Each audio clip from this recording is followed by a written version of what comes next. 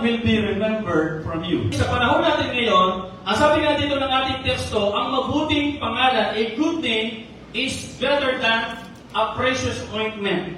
So sa spiritual bilang mga Kristiyano, kung naghahanap ka ng mabait, mabuting tao sa community, dapat kasama ang mga anak ng Diyos, lalo-lalo na po yung mga Kristiyano. Importante, maalala tayo sa paggawa natin ng mabuti. Sabi ko nga po, what will be remembered from you? Sa Biblia, dalawang klase lang po yan. Maalala ka, you will be remembered as evildoer or doer of good. Saan po kaya tayo doon? Yung kabaitan ng Diyos, yung kabutihan ng Diyos, dapat tinutularan ng mga anak ng Diyos. Dahil isa po yan sa bunga ng Espiritu, yung kabutihan. Di ba sabi niya rito, maganda na yung magbata ka bilang isang Kristiyano, yung gumagawa ka ng mabuti at huwag ka dapat mahiya, kundi luwalhatian mo ang Diyos sa pagkakas nito. Dapat sana ganun tayo mga kapatid.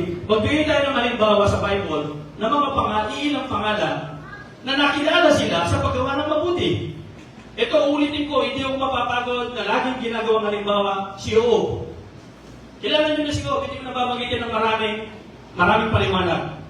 Si Job, nakilala po siya sa paggawa niya ng mabuti. Pagdating sa patience, pagtitiis.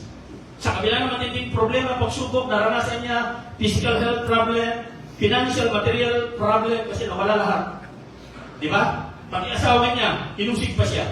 Pero hindi siya lumayo, tumalikod sa Panginoon. Pag dinescribe mo ang isang lingkod ng Diyos, ganito ang kanyang characteristics o yung kanyang ugali.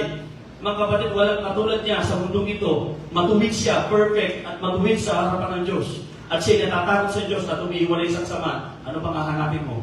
Hindi maalala mo siya yung kanyang kabutihan. Ito'y maalala sa atin pagdating ng araw, sa pagdating sa pagpapakumbaba, pagdating sa kababaan ng loob, pagdating sa kabutihan ng loob, kasama tayo sa mga anak ng Diyos na mayroong ganyan na katangian.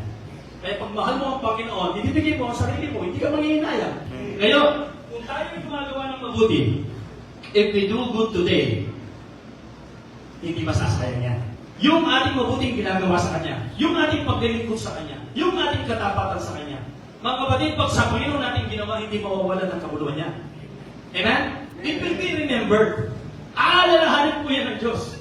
At ang Panginoon, mayaman siya sa lahat. Pwede kanyang pagpalain, pwede kanyang ingatan, pwede niyang dagdagan ng buhay mo, pwede kanyang pagalingin sa iyong karamdaman, pwede kanyang palakasin sa iyong pananampalataya, pwede kang lumago sa espiritual. Pero kailangan, huwag kang mapagod sa paggawa mo ng mabuti sa Kanya. Amen? Pagkatapos mo maligtas, huwag kang mapagod at huwag kang tumigil. Dahil sa kapanahonan, aanig ka eh. At sabi niya, sapagkat ang Diyos ay hindi biko upang libutin ang inyong gawa at ang pag-ibig na inyong ipinakita sa Kanyang pangalan.